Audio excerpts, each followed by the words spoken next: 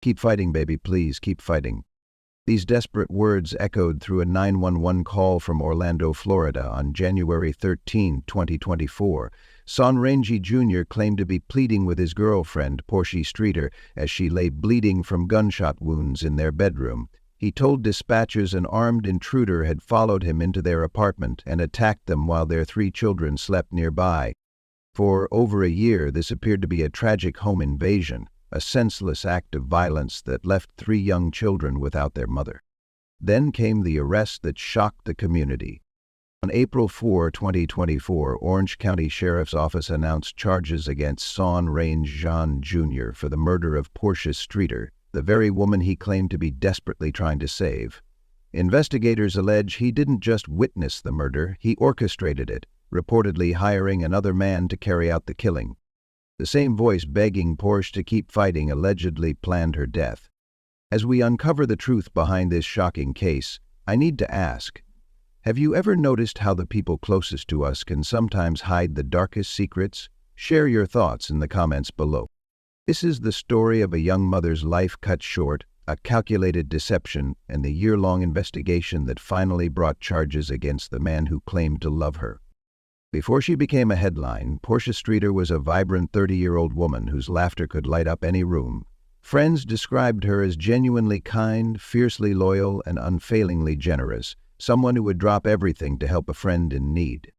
As the eldest of 3 siblings, Porsche learned responsibility early. When her parents separated during her teenage years, she stepped into a caretaker role, balancing her own education with helping raise her younger siblings. Despite these challenges, she excelled academically and remained committed to her extracurricular activities. She was always the one holding everything together, a childhood friend recalled. No matter what was happening at home, Porsche never let it stop her from pursuing her goals. Those goals included a career in healthcare, inspired by her mother's work as a nurse. Porsche was drawn to helping others, seeing medicine as her path to make a meaningful difference in people's lives. Her 3 children became the center of her world. Colleagues remembered how she would work double shifts to provide for them, her phone background always displaying their smiling faces. During breaks, she'd talk about their latest achievements with unmistakable pride. Everything she did was for those kids, a coworker shared. She wanted to build a stable, loving home, something she fought hard to create despite the obstacles. In the months before her death, Porsche had been taking concrete steps toward independence. She researched educational programs that would accommodate her work schedule, saved money whenever possible, and confided in close friends about her plans for a fresh start. What Porsche couldn't have known was that her determination to build a better life would ultimately put her in grave danger from the person who should have supported her dreams the most. When Porsche first met Saun Rainge Jr., friends noticed a spark in her eyes. He was attentive and charming, offering what seemed like stability after years of shouldering responsibilities alone. Their early relationship appeared promising. Saun would bring her flowers, spend time with her children, and speak of building a future together. At first, he seemed like everything she deserved, Porsche's mother later told investigators, someone who appreciated how special she was. But the relationship's foundation began to crack within months. What started as occasional jealousy evolved into constant questioning about her whereabouts. Friends who had once been welcomed into their home gradually received fewer invitations. Phone calls went unanswered. She started canceling plans last minute, a longtime friend recalled. When we did see her, Saun was always there, watching her interactions, sometimes interrupting conversations.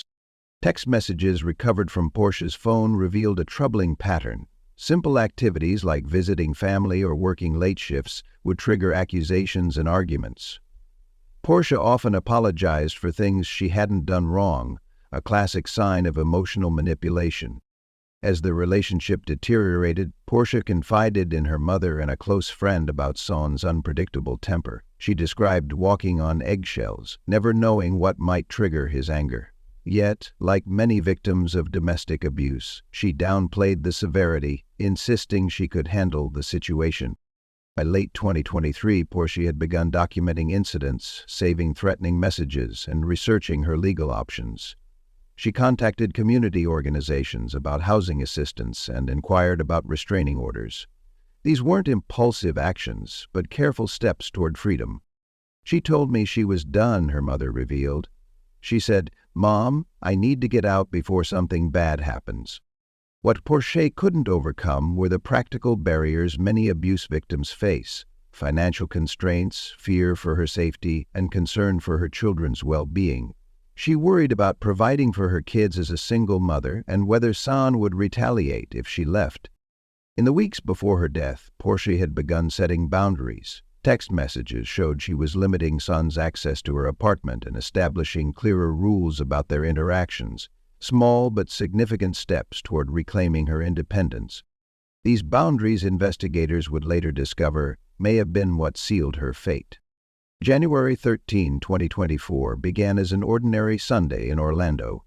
Neighbors reported seeing Porsche earlier that day returning home with groceries, her children helping carry bags inside. Nothing suggested the tragedy that would unfold hours later. At 9:47 p.m., emergency dispatchers received a frantic call from Saun Rainge Jr. His voice trembled as he reported a shooting at Porsche's apartment. According to the 911 recording, Saun claimed an armed intruder had followed him into the residence and attacked them. "Someone followed me in. They shot her, they shot me too," he told the dispatcher between labored breaths. "Please hurry, she's bleeding bad." When asked about Porsche's condition, Saun described her as conscious but severely wounded. He claimed to be applying pressure to her wounds while encouraging her to keep fighting. The dispatcher instructed him on emergency first aid measures while officers raced to the scene. Orange County Sheriff's deputies arrived within minutes, securing the perimeter before entering the apartment. They found Saun in the living room with a gunshot wound to his arm. When asked about Porsche, he directed them to the bedroom. What officers discovered contradicted Saun's account. Porsche lay motionless in bed with gunshot wounds to her torso. Most disturbing was the presence of her 3 young children, who had apparently been sleeping beside their mother when the shooting occurred. One responding officer noted in his report that the children appeared confused but not as distressed as expected, suggesting they might have been asleep during the actual shooting and awakened later. Saun told investigators he had come to check on his family that evening when an unknown man with a gun forced his way in behind him. According to his statement, the gunman immediately headed for the bedroom where Porsche was resting with the children. "I tried to stop him," Saun claimed. "That's when he shot me in the arm. Then I heard more shots from the bedroom." He stated that after the shooter fled, he rushed to Porsche's side, finding her gravely wounded but still breathing. Rather than immediately calling 911, Saun said he was about to run for help when his son begged him to stay. Only then, he claimed, did he call emergency services while trying to comfort Porsche in her final moments. As paramedics pronounced Porsche dead at the scene, detectives began processing evidence that would soon cast doubt on every aspect of Saun's story. The children were quickly removed from the apartment and placed with Porsche's mother, who arrived distraught at the crime scene. Meanwhile, Saun was transported to a local hospital for treatment of his arm wound, which doctors noted was relatively minor, a through-and-through injury that had already stopped bleeding. What appeared at first glance to be a home invasion would soon reveal itself as something far more calculated. As detectives processed the crime scene, inconsistencies in Saun's account quickly emerged. The medical examiner who arrived to assess Porsche's body noted something alarming: signs of mild decomposition inconsistent with a recent death. Based on body temperature and early decomposition markers, the victim had been deceased for approximately 2 hours before the 911 call was placed, the examiner stated in his preliminary report. This critical finding directly contradicted Saun's claim that he had been speaking to Porsche just moments before calling emergency services. Further examination revealed dried blood around her wounds, another indication that significant time had passed between the shooting and the call for help. Detectives recovered Porsche's phone, finding text messages that undermined another key element of Saun's story. The messages clearly showed that Saun was not supposed to have access to the apartment that evening. In fact, Porsche had explicitly told him not to come over, citing her need for space. "Need time to think. Please don't come by tonight," read her final message to him, sent hours before the shooting. Security footage from the apartment complex provided another breakthrough. Cameras captured Saun entering the building alone at 7:15 p.m. over 2 hours before his 911 call. No footage showed anyone following him inside, directly contradicting his home invasion narrative. More damning evidence came from Saun's own phone. In the weeks before the murder, he had exchanged numerous messages with a man named Benjamin Garman. These communications, initially cryptic, became increasingly explicit about a plan involving Porshe.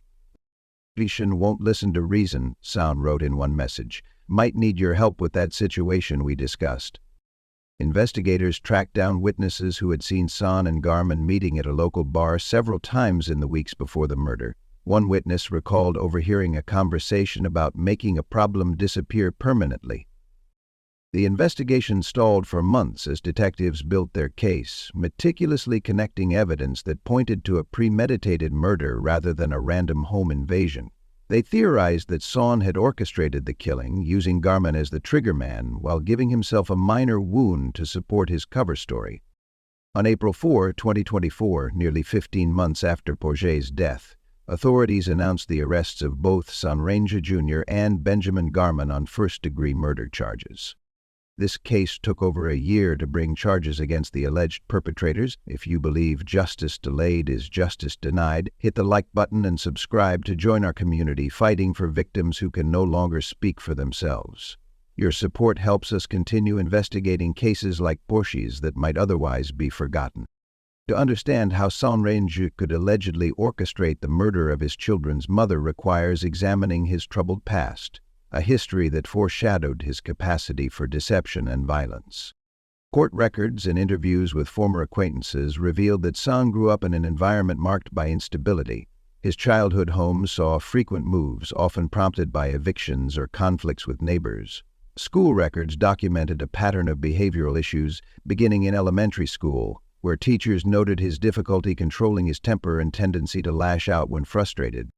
He was that kid who could charm the adults one minute and terrorize classmates the next, a former classmate recalled.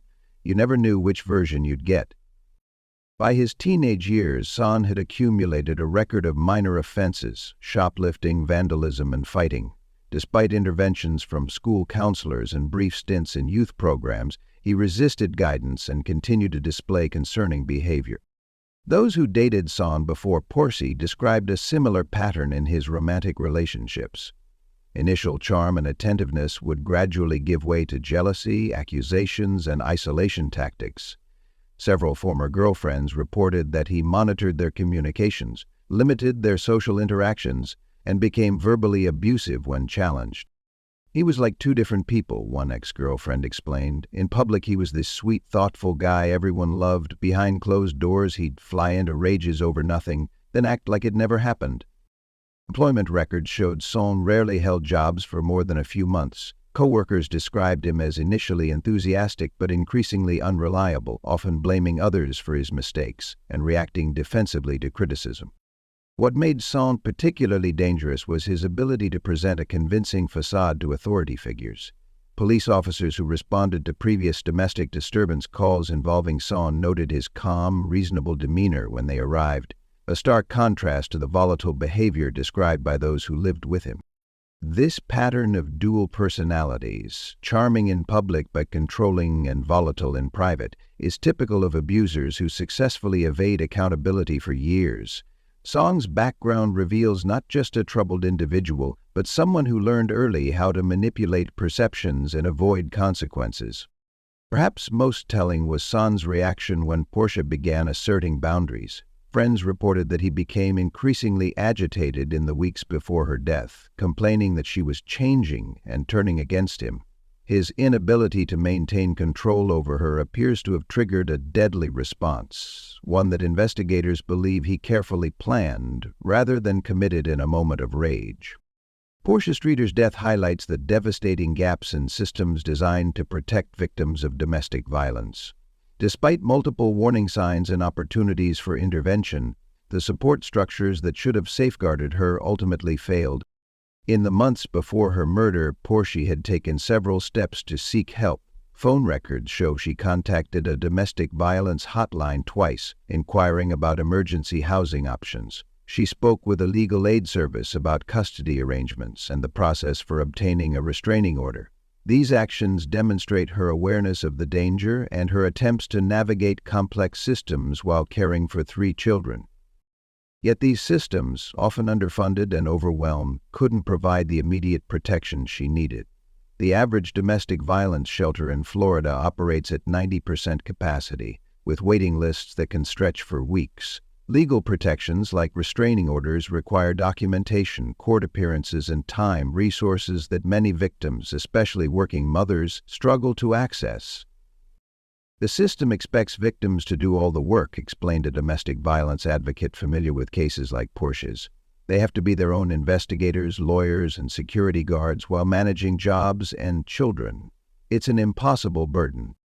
Neighbors reported hearing arguments at Porshe's apartment on at least 3 occasions in the month before her death. One neighbor even called police after a particularly loud confrontation, but by the time officers arrived, Saun had left the premises. Without visible injuries or property damage, officers had limited options for intervention. This pattern, where law enforcement responds after tensions have temporarily subsided, represents another systemic failure. Police departments often lack the training and resources to identify high-risk situations before they escalate to violence. Statistics paint a grim picture of these systemic gaps. According to the National Coalition Against Domestic Violence, a woman is murdered by a current or former intimate partner in the United States every 16 hours. In 54% of these cases, the victim had previously reported violence to authorities. For Porsche, the system's fragmentation proved fatal. Her efforts to seek help generated paperwork and referrals, but not the immediate protection she desperately needed. The restraining order she was pursuing remained incomplete at the time of her death, a bureaucratic process outpaced by the escalation of danger. Perhaps most troubling is how Saun's history of controlling behavior went unchecked. Despite previous relationships marked by similar patterns, he never faced meaningful consequences or mandated intervention programs that might have addressed his behavior before it turned deadly. Porshe's story illustrates how systems designed to protect victims often place the burden of safety on those most vulnerable, while failing to hold abusers accountable until it's too late.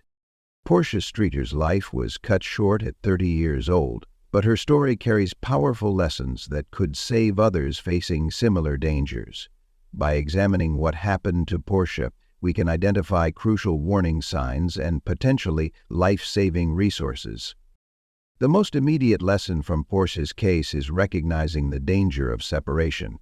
Research consistently shows that the period when a victim attempts to leave an abusive relationship is the most dangerous. Porsche's increasing independence, setting boundaries, limiting access to her home, and planning for a future without Saun likely triggered the escalation that led to her death.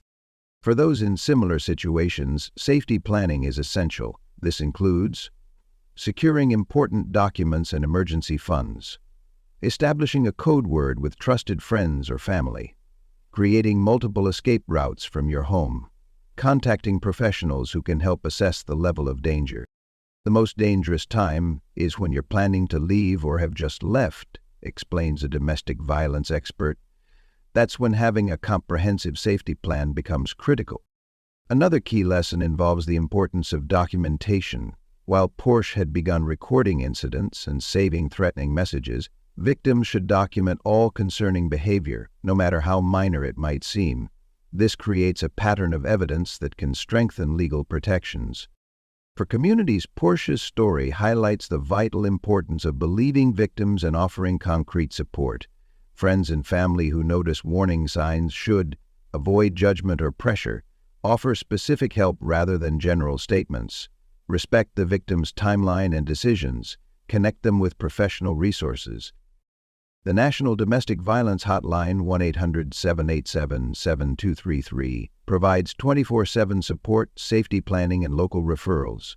Text messaging options are available for those who cannot safely make phone calls.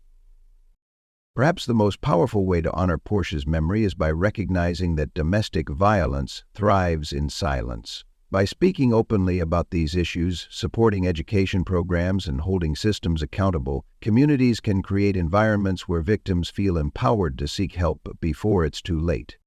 Porsche Streeter's voice was silenced forever, but by sharing her story, you become her voice. Subscribe now to help us shine light on these hidden crimes and potentially save someone who's currently living in fear. Together we can turn these tragedies into life-saving warnings. What do you think could have been done differently to save Porsche? Let me know in the comments below. As of this recording, Saun Rainge Jr. and Benjamin Garman await trial for the murder of Porsche Streeter. Both men have pleaded not guilty to first-degree murder charges. If convicted, they face potential life sentences without the possibility of parole. Porsche's 3 children now live with her mother, who has become their legal guardian. Family members report that children are in therapy, struggling to process the loss of their mother and the allegations against their father. A community fundraiser established to support their future educational needs has raised over $50,000, 0 cents. A testament to how Porsche's story has touched many lives. The investigation revealed that Saun's motive likely stemmed from Porsche's growing independence and his fear of losing control. Text messages recovered from his phone showed increasing frustration as she established boundaries and made plans that didn't include him. Prosecutors believe he chose murder rather than accepting the end of their relationship. This case has prompted local domestic violence organizations to push for policy changes, including expedited processing of restraining orders and better coordination between law enforcement and victim services. A bill named in Porsche's honor has been introduced in the Florida legislature, which would establish an emergency protection process for high-risk cases. For every Porsche Streeter whose story makes headlines, countless others face similar dangers in silence. The most meaningful justice for Porsche would be preventing future tragedies through awareness, education, and systemic change. As this case moves through the justice system, we're reminded that true crime isn't about sensationalizing violence, but understanding its causes and consequences. Porsche Streeter was not just a victim, but a daughter, mother, friend, and woman with dreams that deserved to be fulfilled. Her story matters not just because of how she died, but because of how she lived, with determination, love for her children, and hope for a better future. That future was stolen from her, but her legacy continues through the lives she touched and the changes her story might inspire.